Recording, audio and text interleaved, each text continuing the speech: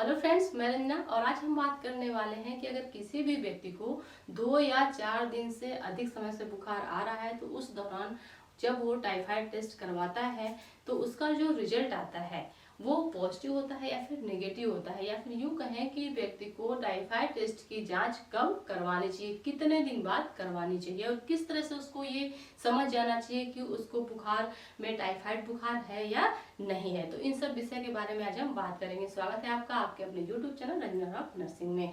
तो अगर हम बात करें स्टार्टिंग से, तो जब भी किसी भी व्यक्ति को बुखार शुरू होता है तो पहले वो नॉर्मली मेडिसिन लेता है। अब जैसे 2-4 दिन उसने मेडिसिन ली लेकिन फिर भी उसका बुखार आराम नहीं हुआ तो फिर वो डॉक्टर के पास जाता है। अब डॉक्टर क्या करते हैं, वो फर्स्ट ऑफ ऑल बहुत सारी जांचें लिखते हैं जिसमें वो मलेरिया की जांच लिख देते हैं, टाइफाइड की जांच लिख देते हैं जिसको हम विडॉल टेस्ट कहते हैं। अगर मलेरिया की बात करें तो उसके लिए एमपी टेस्ट होता है जो डॉक्टर लिखते हैं, और टाइफाइड के लिए विडॉल टेस्ट लिखते हैं, सीबीसी लिख देते हैं जिसको कंप्लीट ब्लड काउंट टेस्ट बोलते हैं। इसके अलावा एलएफटी लिखते हैं जिसको लीवर फंक्शन टेस्ट बोलते हैं, केएफटी जिसको किडनी फंक्शन टेस्ट बोलते हैं। तो इतनी ढेर सारी जांचें लिख देते हैं कि व्यक्ति के ऊपर अनावश्यक रूप से बहुत अधिक इकोनॉमिकल बोझ उसका बढ़ जाता है। तो अगर यहाँ पे हम बात करें कि विडॉल टेस्ट व्यक्ति को कब करवाना चाहिए टाइफाइड के लिए, तो किसी भी व्यक्ति को अगर 8 दिन या 8 दिन से अधिक समय से बुखार आ रहा है तभी उसको विडॉल टेस्ट यानी टाइफाइड की जांच करवानी चाहिए। ये हम नहीं बल्कि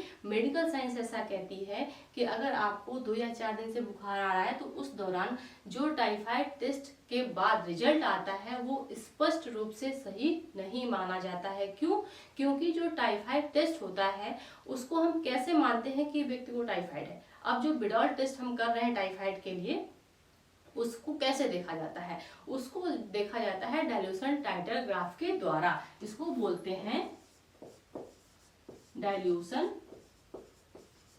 टाइटर ग्राफ। इसके थ्रू जो टाइफाइड है उसको देखा जाता है और टाइफाइड के लिए टेस्ट किया जाता है उसको हम बोलते हैं विडॉल टेस्ट। अब अगर हम डाइल्यूशन टाइटर ग्राफ की बात करें तो इसका जो नॉर्मल रेशियो होता है वो 40 से 60 होता है। 40 से 60 के बीच में अगर ये टाइटर ग्राफ आ रहा है, अगर हमने टाइफाइड टेस्ट करवाया और इसके बीच में आ रहा है और साथ में क्या है, ये पॉजिटिव है, साथ में क्या है कि ये पॉजिटिव है, तो हम ये नहीं कह सकते कि व्यक्ति को टाइफाइड है।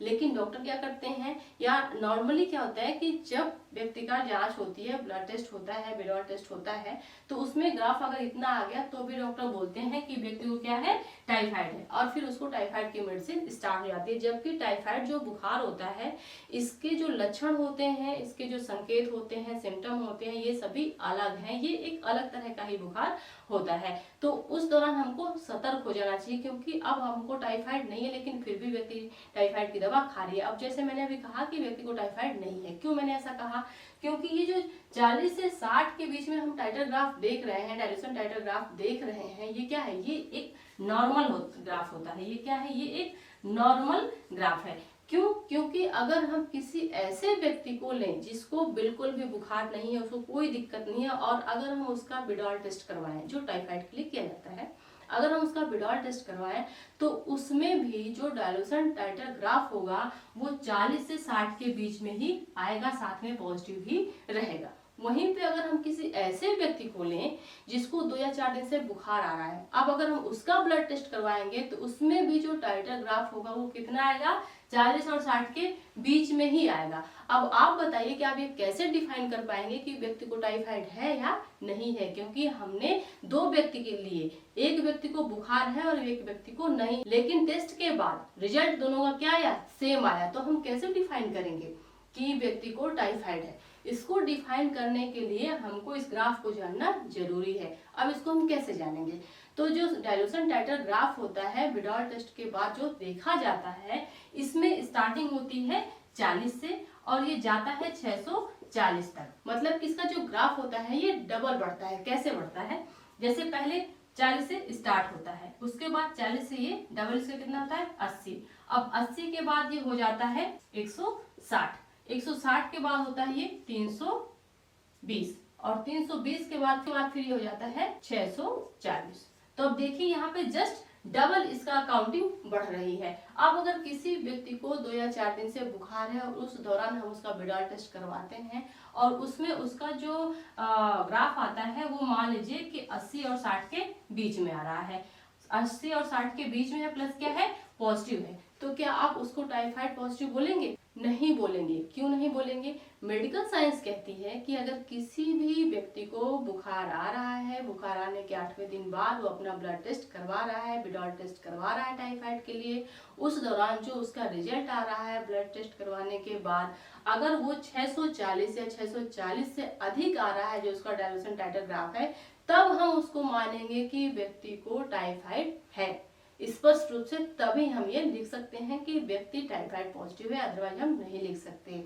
क्योंकि जब विड्रॉल टेस्ट करवाया जाता है उस दौरान मान लीजिए कि व्यक्ति का ब्लड टेस्ट कितना आ गया, जो उसने विड्रॉल टेस्ट करवाया उस दौरान जो डायल्यूशन टाइटर ग्राफ है वो कितना आ गया, 80 या 160 के बीच में आ गया, या फिर 60 या 320 के बीच में आ गया। तो उस दौरान क्या किया जाता है कि जो ब्लड होता है, ब्लड जो सैंपल हम लेते हैं, क्योंकि ब्लड के थ्रू ही ये जांच की जाती है, तो जो ब्लड हम सैंपल के रूप में लेते हैं उसमें सलाइन मिलाया जाता है, सलाइन मिला के उसको और पतला करके फिर उसकी जांच की जाती है, तब देखा जाता है कि जो ग्राफ है वो कितना आ रहा है।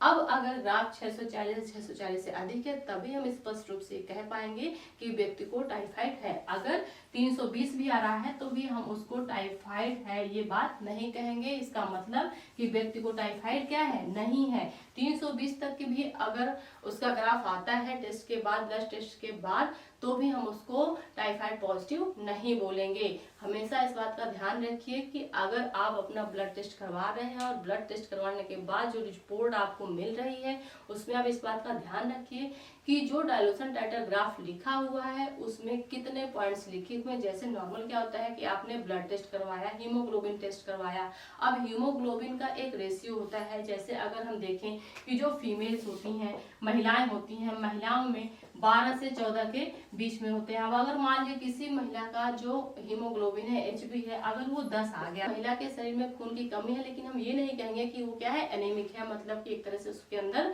बिल्कुल अब उसको ब्लड ट्रांसफ्यूजन की जरूरत है या फिर उसको मेडिकेशन की जरूरत है। हम उसको नॉर्मल डाइट के थ्रू, खान पान के थ्रू भी ठीक कर सकते हैं। इसी तरह से जितने भी टेस्ट होते हैं उनका कुछ यूनिट्स होती हैं, कुछ स्पेशल उसमें यूनिट्स होती हैं जो ये बताती हैं कि कब वो पॉजिटिव में आएगा और कब वो निगेटिव में आएगा। तो अगर किसी भी व्यक्ति में टाइफाइड टेस्ट के लिए विड्रॉल टेस्ट किया जाता है जो ब्लड के थ्रू होता है, उस दौरान अगर उसका डायल्यूशन टाइटर ग्राफ 640 से अधिक आता है तभी हम मानेंगे कि व्यक्ति को टाइफाइड बुखार है। और हमको ये जांच कब करानी चाहिए, जब व्यक्ति को बुखार आते हुए 8 दिन बीत चुके हों, तभी उसको ब्लड जांच में जो विड्रॉल टेस्ट होता है जो टाइफाइड के लिए किया जाता है वो करवाना चाहिए। आई होप कि आज की वीडियो से आपको ये क्लियर हो गया होगा कि आखिर आपको बुखार आने के कितने दिन बाद ब्लड टेस्ट करवाना चाहिए टाइफाइड के लिए, और टाइफाइड टेस्ट करवाने के बाद कौन सा ऐसा ग्राफ है या फिर कितने पॉइंट्स में आपकी रिपोर्ट्स में डायल्यूशन टाइटर ग्राफ में लिखा होगा,